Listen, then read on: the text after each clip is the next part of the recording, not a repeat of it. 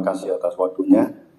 Saya ingin menanyakan dengan supaya menguatkan mental saya terutama karena saya yang mengalami sendiri sehubungan dengan tadi ada beberapa biku yang memang melepaskan kebikuannya dan saya sendiri yang memang mengalami sendiri dapat laporannya secara langsung dan saya sendiri juga sempat akhirnya menjadi kecewa, akhirnya juga jadi semacam jadi emosi, jadi marah, jadi penuh ketegangan dan juga sejak dari yang kasus yang kemarin lalu kemudian sampai kemarin terjadi lagi malah dua ini, aduh kok yo iki memalukan lah istilahnya, wong Jawa barang termasuk juga ini kan demi nama baik sangga, nama baik umat Buddha, saya sendiri yang sudah wirawiri pontang-panting untuk pembinaan,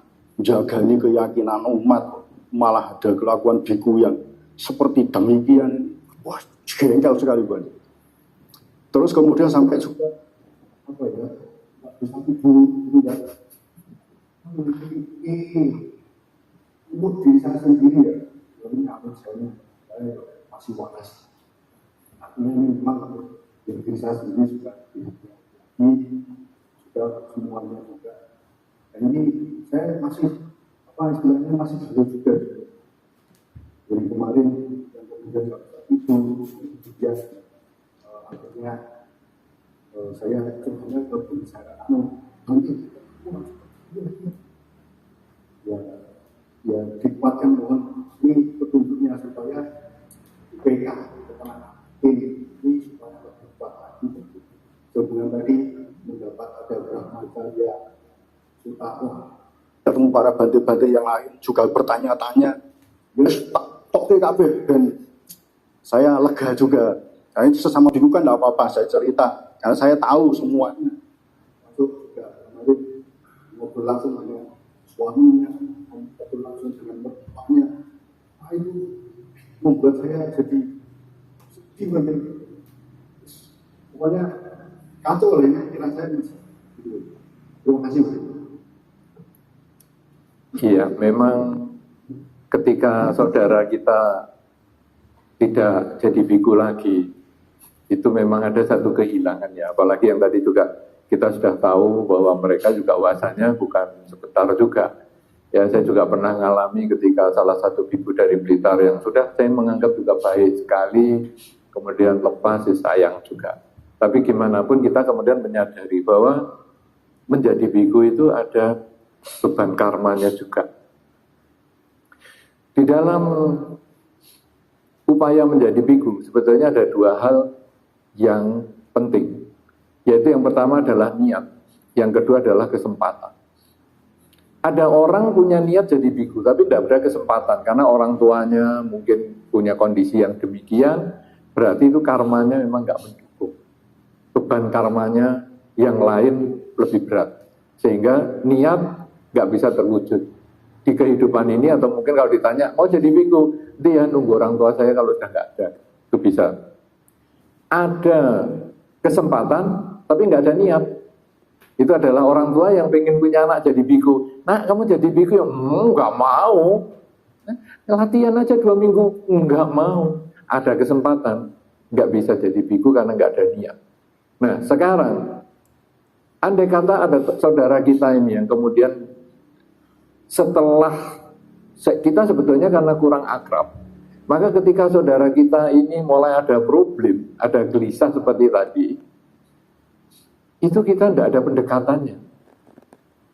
Sehingga malah kadang kita anicca, sudahlah santai, kamu tunggu, sadari, amati, nanti lenyap sendiri. Tidak bisa, kita harus tanya apa sih sebabnya. Nah, kemudian kita cari solusinya. Seperti tadi misalnya, waduh kehilangan. Sebabnya apa? Kehilangan. Lalu kita nyadari, nomor satu adalah ada beban karma yang mungkin sudah habis. Kenapa? Karena beban karma ini kita lihat, Sang Buddha dengan Bante Siwali, ini yang jelas saja beban karmanya. Bante Siwali tidak pernah kelaparan dimanapun juga. Ini berarti menjadi biku itu ada beban karma yang dia harus jalani. Kemudian selain itu, menjadi biku dan tidak menjadi biku itu sebetulnya adalah alih profesi. Kita juga harus menjelaskan kepada umat kenapa sekarang ada Pak Baja Samanera sementara misalnya. Karena dulu di awal-awal STI itu kalau ada Samanera lepas saja goncang bumi itu, bumi Indonesia terutama. Lepas eman. Tapi sekarang kita biasakan ada Pak Baja Samanera sementara itu, sehingga membuat lepasnya Samanera, yaitu dia hanya alih profesi selama dia tetap jadi orang baik. Kemudian, biku lepas. Stres nih. Kemudian kita bikin tuh Pak Baja atau Pak Sampada yang sementara. Supaya dia terbiasa, alih profesi itu bukan sesuatu yang sulit. Toh dia tidak menjadi penjahat kok. Apalagi kalau kita bisa ngarahkan ya, dia dah cukup tinggi nih, tera nih misalnya. Kamu jadi guru ya agama atau jadi pembimbing, jadi romo pandita. Mungkin akan begitu dan umat juga harus dikasih tahu. Dan kita sampai tidak bisa tidur gitu, ya boleh saja. Cuman lalu kita renungkan, apa saya ya pantas seperti itu? Apa ini bukan malah bagian dari kemelekatan? Kalau saya mau tambah, tapi waktunya sudah selesai ya. Dikit lagi ya. Ini tambahnya soalnya agak baru. Jadi sebetulnya di dunia ini semua itu adalah objek keinginan, pemuasan keinginan kita. Kita memilih HP merek A, bukan merek B, karena HP merek A itu memuaskan keinginan kita.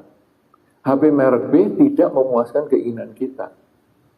Kalau di wihara ada anjing lebih dari satu, Anda punya anjing dan di wihara, anjing atau kucing. Kenapa kita memilih anjing ini? Kita suka anjing ini selain karena ikatan karma, tetapi juga karena anjing yang ini lebih memenuhi keinginan saya dibandingkan anjing yang itu. Ketika anjing yang memenuhi keinginan saya ini mati, ketika HP yang memenuhi keinginan saya ini rusak, saya stres. Demikian pula ketika saya suka biku A dibandingkan dengan biku B, karena biku A memenuhi keinginan saya, biku B kurang memenuhi keinginan saya. Jadi ketika biku A ini tidak menjadi biku lagi, saya stres. Kenapa? Karena keinginan saya tidak terpenuhi. Jadi sebetulnya yang membuat kita tidak tidur itu apa? Karena kita tidak bisa berdamai dengan keinginan kita sendiri. Kenapa keinginan saya ini kok nggak terwujud, padahal saya pengen dia seperti ini. Nah inilah keinginan yang kita kendalikan pelan-pelan. Dan akhirnya kita ya tidur nyenyak. Loh ini kok jadi lepas pada lepas? Sebenarnya karena sudah memang jalan hidupnya seperti ini. Kan kita tidak bisa ngatur orang lain. Ya, gitu cukup ya. Cukup apa belum? Sudah kelihatannya iso lega belum? Ya, jengkelnya itu Anda bukan merasa keinginannya nggak tercapai sebetulnya. Anda kayak kapusan, kewirangan, kayak terlena, dilenake, kelimpe atau apa. Jadi nggak ngomong-ngomong duluan dong, biar aja siap. Apa Anda tidak merasa kejengkelan Anda itu karena keinginan Anda sendiri? Kudu nih, kamu kan gini, kudu nih. Kenyataannya kan enggak. Ya, mudah-mudahan nanti malam masih tidur enak. Kan tadi malam di kereta kan tidur enak. Oh ya. Gimana? Mau lagi ada pertanyaan atau cukup? Cukup. Ayolah, siapa mau tanya? Satu lagi. Kita ya sudah habis ini terus sudah selesai loh. Kan tidak pulang juga ke biaranya masing-masing toh? Nah sudahlah. Atau nanti yang pas pertemuan dengan saya itu diskusi saja. Tanya jawab ya, siapa tahu untuk trik-trik di lapangan nih. Ya sebelumnya terima kasih untuk izin bertanya. Terkadang jujur saya juga mengalami satu problem di mana kan menjadi biku kan tidak semua passion kayak membangun tuh menjadi keahlian nanti. Nah di satu sisi kalau terkadang ada tuntutan sosial, lo kan jadi biku kan harusnya bisa mengurus wihara. bisa bangun wihara. Saya ditanya kap bangunan saja saya tidak mengerti, Bante. Nah, di lapangan terkadang hal semacam itu, ya jujur kami Biku Buddha juga menemukan hal demikian, Bante. Dan saya pribadi, saya selalu bilang saya tidak mengerti pembangunan. Saya angkat tangan kalau masalah begitu. Tetapi di satu sisi, secara sosial, terkadang kita juga putra daerah, kita dituntut untuk ini bagaimana segala macam. Kita punya usul pun terbentur dengan kepengurusan di dalam kepengurusan wihara itu sendiri, Bante. Dan itu pun tidak mudah untuk menyikapi. Nah, terkadang itu menjadi problem tersendiri. Kok jadi biku malah jadi begini? Nah, maka bagaimana sih cara memanajemen yang jelas, Bante? Terkadang juga kita diberikan tugas, oh kamu kepala wihara ini. Jujur, secara administrasi saya tidak mengerti. Begitu dihadapkan dengan masalah di wihara tersebut, ini bagaimana cara mengatasinya? Terkadang ya dilema juga, Bante. Nah, mohon arahan dan bimbingannya. Terima kasih. Ya, ini tadi yang Bante Suba sampaikan tadi. Jadi bahwa setiap orang sebetulnya punya kekurangan dan kelebihan. Ketika kita menjadi biku pun lalu bukan segalanya kita bisa, segalanya kita mampu, tidak. Nah, menghadapi yang tuntutan-tuntutan semacam itu banyak sekali ya. Yang Anda tadi adalah tentang bangunan. Kadang-kadang nanti ditanya tentang rumah tangga. Kemudian mengajar itu juga tidak gampang. Belum tentu itu juga sesuai dengan kemampuan kita. Hal yang penting adalah kita terus terang. Jadi maaf ya, memang saya di luar kemampuan saya. Kita tidak perlu memaksakan diri. Nanti kita stres. Jadi biku itu bukan untuk stres. Stres yang urusan bukan kebikuan. Jadi biku itu tidak mudah. Tidak mudah yang tadi saya sampaikan, bukan untuk cari kemudahan. Tetapi adalah urusan bagaimana kita mengendalikan ketamaan, kebencian, dan kegelapan batin kita. Loba dosa moha kita. Nah, ketika kita kemudian ditawari sesuatu yang di luar kemampuan kita, tidak ada salahnya kita menolak. Atau mungkin Bante bantu bangun wihara ya. Secara pribadi saya tidak bisa. Tetapi mungkin kalau ada beberapa umat yang mau bergabung atau apa, ya nanti saya bantu-bantulah, saya tanya-tanya kepada para Bante yang lain. Jadi kita bikin aja panitia atau apa. Nah, kita tidak ada salahnya kita tanya kepada mereka atau Bante terdekat yang mungkin bisa memberikan pengarahan, atau mungkin umat atau pandita yang bisa ngasih pengarahan. Sehingga bukan kita yang harus menyelesaikan. Kita bukan Superman yang semuanya bisa. Nanti kita malah stres hanya ngurusi umat. Ini kita juga tenggelam lagi di dalam pusaran air itu. Urusan keumatan. Ya, rumah tangga berantakan, lapornya ke biku. Nanti kemudian Anda tidak bisa tapi jawabnya agak sengak. Dulu waktu pacaran kok nggak ngomong saya. Sekarang setelah menikah, stres kok baru ngomong saya. Ya nggak usah sengak gitu juga. Ya, itu kan jawaban yang menyakitkan, besok nggak dikirim makanan. Jadi kita jawab saja, waduh, saya sendiri nggak berumah tangga ya, saya belum tahu tuh begituan.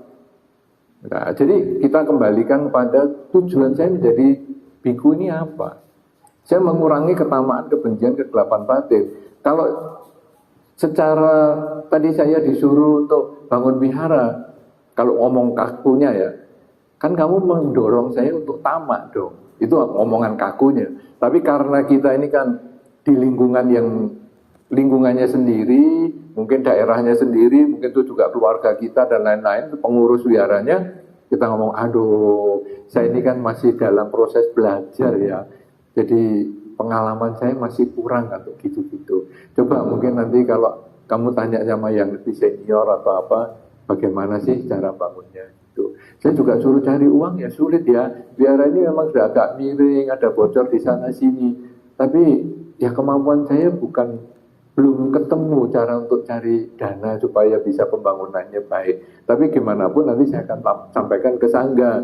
Karena di dalam pertemuan Sangga kadang-kadang ada loh donasi untuk wihara-wihara yang rusak. Jadi kita jawab dengan baik-baik aja.